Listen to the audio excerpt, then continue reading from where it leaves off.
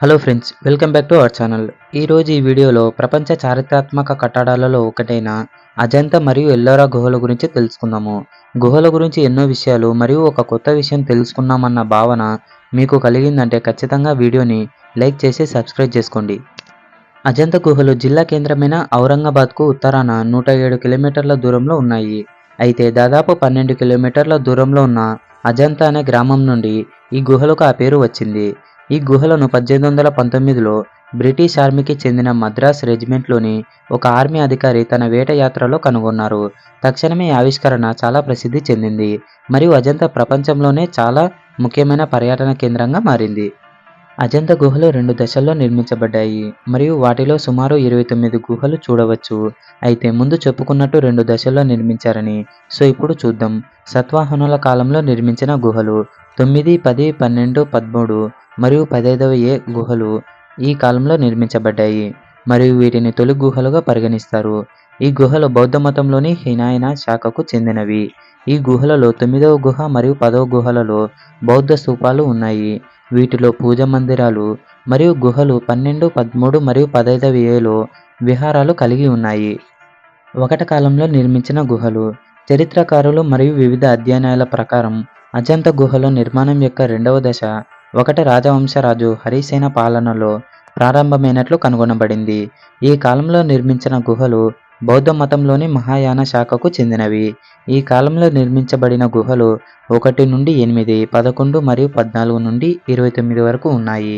ఈ గుహలలో 19, 26 మరియు 29 చైత్ర గుహలు మరియు మిగిలినవన్నీ విహారాలు. హరిసేన మరణం తర్వాత గుహల నిర్మాణం ఆగిపోయింది, కానీ వాడుకలో ఉన్నాయి.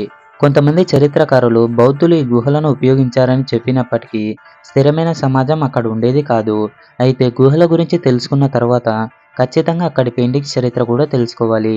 అజంతా గుహలలో అనేక చిత్రాలను చూడవచ్చు. ప్రజలు 2 దశల్లో చేసిన మ్యూరల్ పెయింటింగ్స్లను ఎక్కువగా కనుగొనవచ్చు. పురాతన చిత్రాలను చూస్తే అవి శాతవాహనుల కాలంలో తీయబడినవి. కొన్ని గుహలలో గుప్తుల కాలం నాటి చిత్రాలు ఉన్నాయి. 1వ గుహలో బుద్ధుని పూర్వ జీవితాలకు సంబంధించిన జాతక కథల చిత్రాలను ఉన్నాయి. అజంతా గుహలలో అత్యంత అద్భుతమైన భాగం అద్భుతమైన గోడ చిత్రాలు. ఈ పెయింటింగ్స్ బుద్ధుని జీవితంలో వివిధ సన్నివేశాలను అలాగే పురాతన నైతిక కథలు అయిన జాతక కథల నుండి వర్ణిస్తాయి. ఇప్పుడు ఎల్లోరా గుహల గురించి తెలుసుకుందాము. ఎల్లోరా గుహలు మహారాష్ట్రంలో ఔరంగాబాద్కు 30 కిలోమీటర్ల దూరంలో ఉన్నాయి. మాన్యుమెంటల్ గుహలను ప్రసిద్ధి చెందిన ఎల్లోరా ప్రపంచ వారసత్వ సంపద. ఎల్లోరా గుహలు భారతీయ రాతి శిల్పకళను ప్రతిబింబిస్తుంది. చరణదారి కొండల నుండి తవ్వబడిన ఈ గుహలు హిందూ, బౌద్ధ, జైన దేవాలయాలు. ఇది 5వ శతాబ్దం నుండి 10వ శతాబ్దం మధ్యలో నిర్మించబడ్డవి. మొదటి 12 గుహలు బౌద్ధ మతానికి చెందినవి. వీటి నిర్మాణం కాలం పూర్వం 600 నుండి 800 సంవత్సరాల మధ్య ఉంటుంది. 13వ గుహ నుండి 29వ గుహ వరకు హిందూ మతానికి సంబంధించిన దేవతలు, పౌరాణిక కథలను తెలుపుతాయి. వీటి నిర్మాణ కాలం శ్రీ పూర్వం 600 నుండి 900 మధ్యలో ఉంటుంది. 30 నుండి 34 గుహల వరకు జైన మతానికి సంబంధించినవి. వీటి నిర్మాణం పూర్వం 800 నుండి 1000గా ఉంటుంది. ఈ గుహలన్నీ పక్కపక్కనగా ఉండి ఆ కాలపు పరమత సహనాన్ని చాటి చెబుతున్నాయి. ఈ గుహల విస్తీర్ణ సుమారు 2 కిలోమీటర్లు. ఈ మొత్తం గుహల నిర్మాణానికి 500 సంవత్సరాలు పట్టింది. ఇవి యునెస్కోచే ప్రపంచ వారసత్వ ప్రదేశంగా గుర్తించబడ్డాయి. ఇందులో బౌద్ధ చైత్యాలు, ప్రార్థనా మందిరాలు, విహారాలు, ఆరామాలు, హిందూ, జైన దేవాలయాలు ఉన్నాయి. 3 మతాల భావ సంగమం ఇది. ఎల్లోరాని అక్కడ స్థానికులు వేరులి అని పిలుస్తారు. ఒకవేళ ఎల్లోరాని దర్శించడానికి ఆగస్టు నుండి అక్టోబర్ మధ్యకాలం అనువైనది. అయితే ఎల్లోరా గుహలన్నిటిలో మొదటి గుహ చాలా ప్రాచీనమైనది. రెండో గుహ శిల్పకళతో కూడిన ఒక చైతన్యశాలగా ఉంటుంది. దీనిలో బుద్ధుడి గురించి వివిధ మూర్తులు, బోధసత్వుని మూర్తులున్నాయి.